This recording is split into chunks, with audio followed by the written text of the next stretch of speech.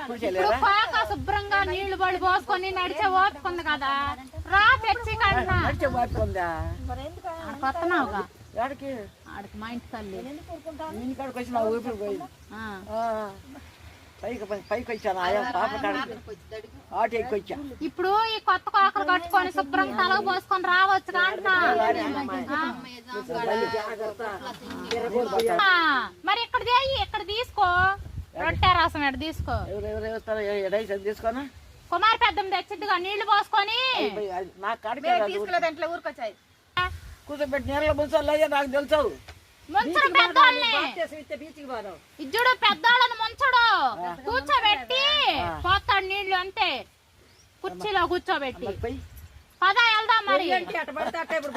నిజమే, నువ్వు పెద్దదాని కదా అందుకు. పోదామా చీరాలు పోదామా మరి, ఆటో పెట్టుకొని చీరాలు పోదానా? నాకు తిలకాడ బాధ చూద్దాం ఉండే చావు పాసాను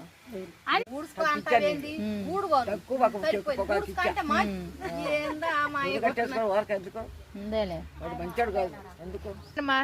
ఏమంది నేనేమన్నాను శారమ్మ ఏమంది అంటున్నా? నీ ముగ్గురు చూస్తున్నా ముగ్గురు ముసలిదాని జోలికి పోయావంటే మర్యాద ఉండదు నీకు. కాల్చోళ్ళు పడితే మాట్లాడి చూస్తా ఉండు, కాల్చోళ్ళు పడితే మర్యాద ఉండదు నీకు. మాట్లాడుతున్నాను నన్ను మైండ్ లేకుండా. ఒకసారి బాగానే ఉంది, ఒక్కోసారి మైండ్ వచ్చినప్పుడు బాబు అటు నీకు పోతే నువ్వు ఒక గోడ పడేదాన్ని. నూనె తెచ్చుకోవా గంటండి అన్నా ఆమెకు మైండ్ నుండి కాదు. ఏమాట్లేదు తల్లి మంచం వచ్చి కూర్చొని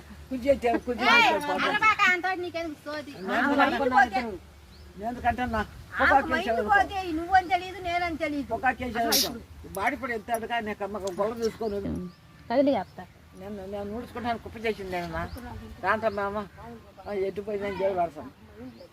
రాదత్త కదిలి అవి ఏం చక్క లేకుండా పోతున్నది. పావా